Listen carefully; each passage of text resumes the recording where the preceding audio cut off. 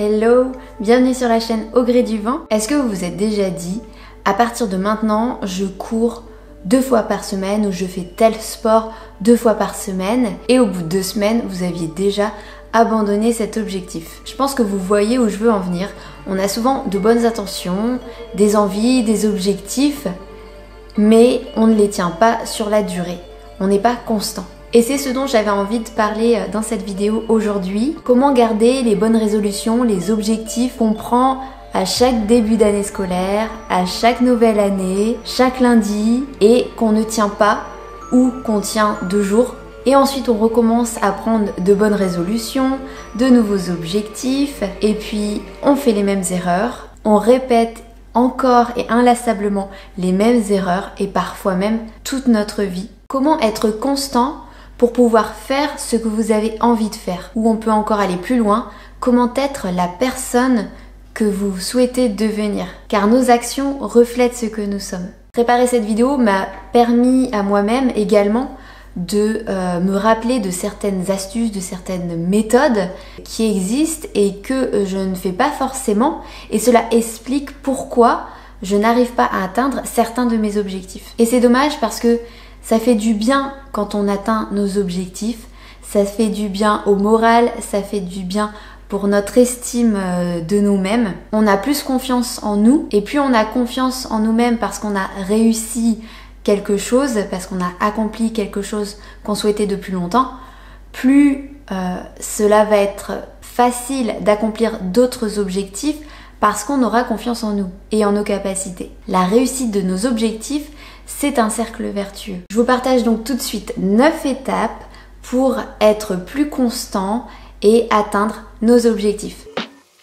Un objectif précis. Si on a un objectif trop flou, trop vague, trop général, on ne va jamais passer à l'action. Par exemple, si votre objectif c'est d'être en bonne santé, il va falloir déterminer des sous-objectifs, des étapes pour pouvoir être en bonne santé. Parce que juste être en bonne santé, c'est trop vague et il n'y a pas d'action. Donc par exemple, pour être en bonne santé, vous allez faire du sport. Par exemple, vous choisissez de faire de la course à pied pour être en meilleure santé. Vous pouvez aussi choisir de manger 5 fruits et légumes par jour pour être en bonne santé. Donc ça, c'est des objectifs concrets.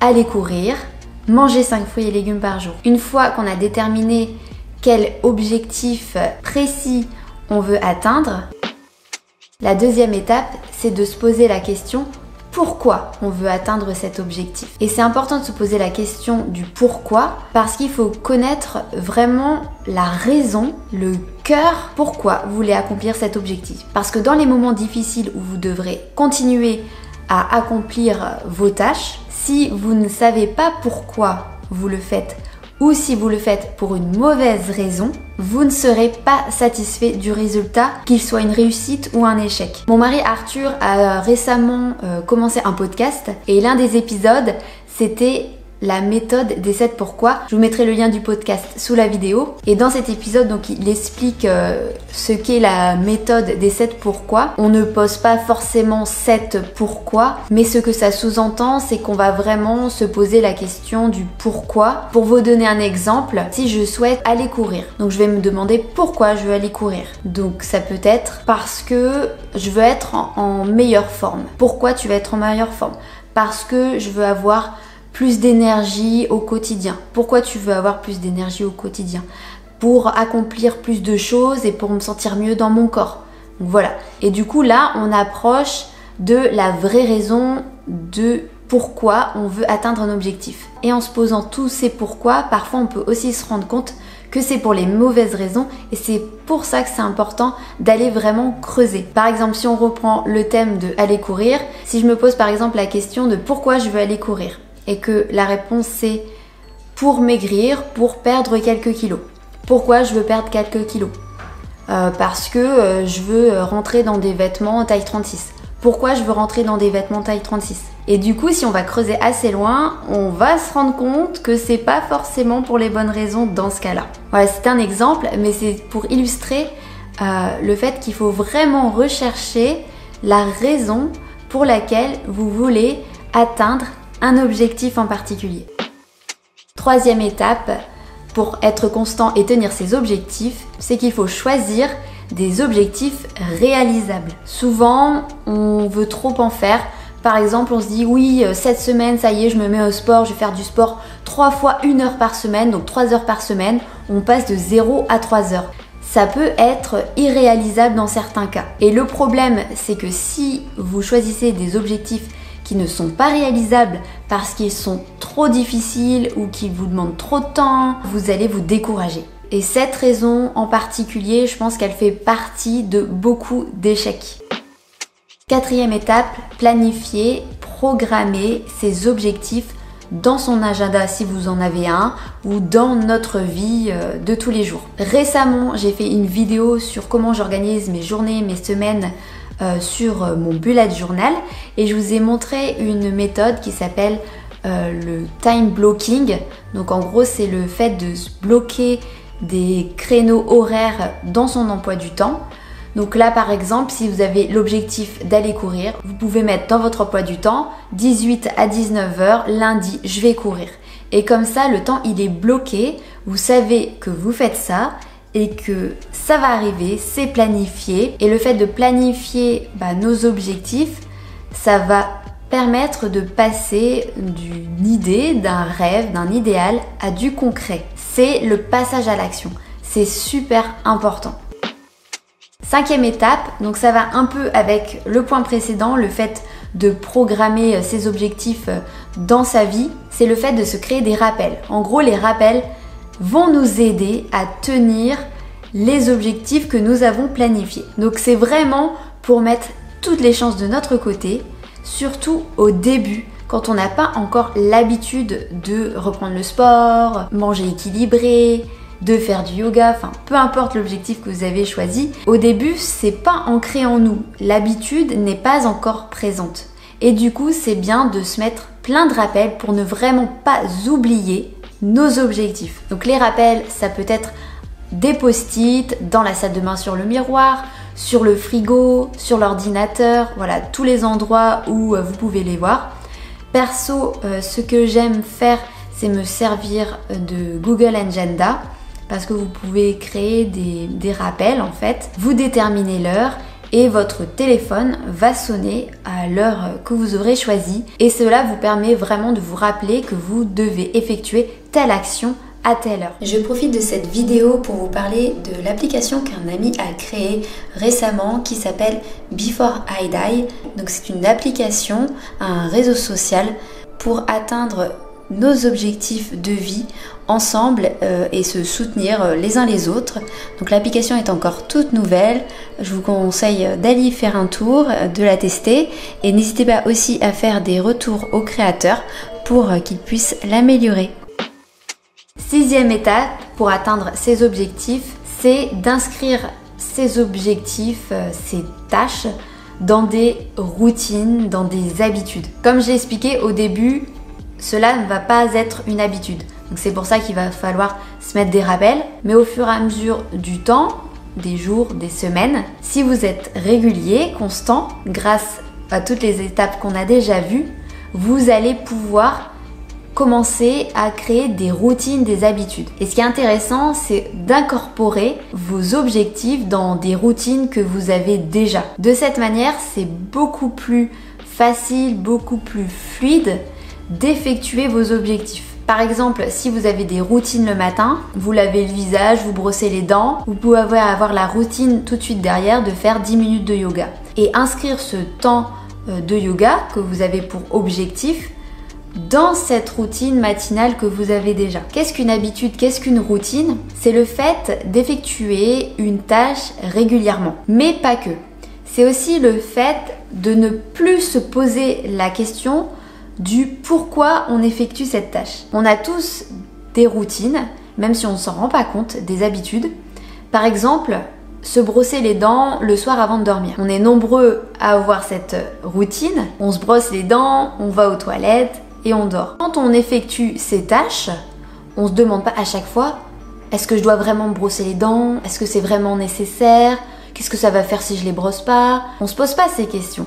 Parce qu'on a pris la décision en amont que c'était important de se brosser les dents le soir avant de dormir, que c'était important d'aller aux toilettes avant de dormir pour bien dormir. On a déjà pris ces décisions en amont et ensuite on ne fait que répéter ces tâches qui ont déjà été décidées dans le passé. Et c'est ça une habitude ou une routine. Et ce que cela permet, c'est d'enlever de la charge mentale. Parce que si on devait se demander à chaque fois qu'on se brosse les dents, pourquoi je dois me brosser les dents, est-ce que c'est vraiment utile, etc., on n'aurait pas fini. Voilà, les habitudes, les routines, c'est vraiment pour nous simplifier la vie. On décide d'une chose une fois et ensuite on exécute. 7e étape pour atteindre nos objectifs, c'est la récompense. Alors ça me fait un peu penser au dressage animal, aux chiens à qui on demande de donner la patte et qu'on donne une friandise.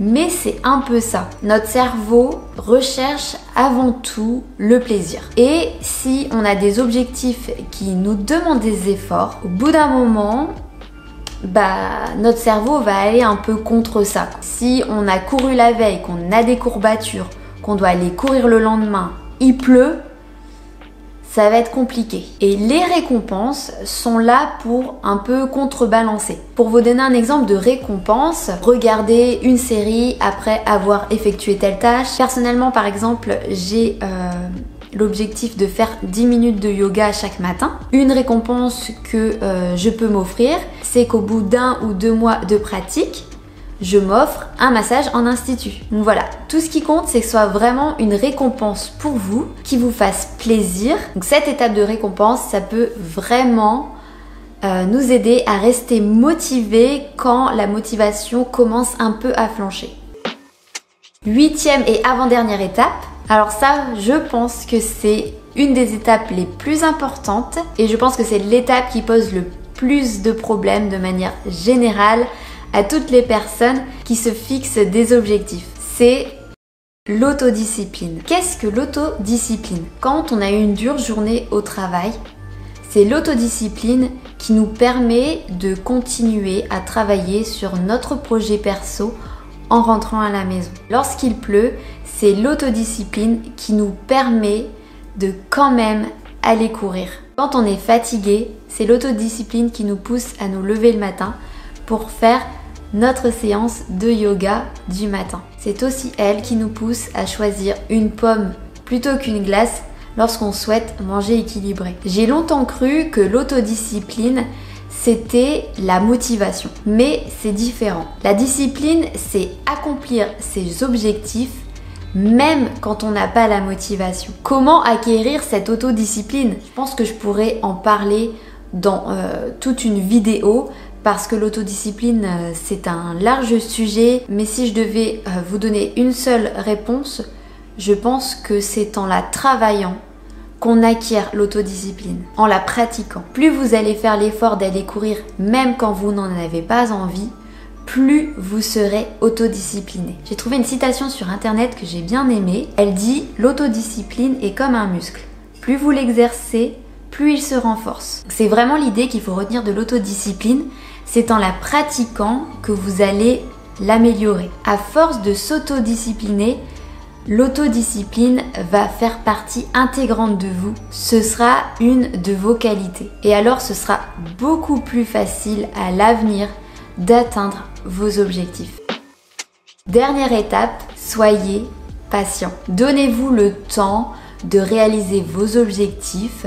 Donnez-vous le temps d'observer les résultats. Et si jamais, à un moment donné, vous n'accomplissez pas une tâche que vous étiez fixée, ce n'est pas grave. L'important, ce n'est pas de tout planifier et de tout faire à la perfection comme on l'avait programmé, comme on l'avait prévu. L'important, c'est d'avoir un objectif, une direction vers laquelle on souhaite aller et de continuer à aller dans cette direction, même si à un moment donné, il y a des petits écarts. Le souci avec la perfection, c'est qu'elle n'est pas atteignable.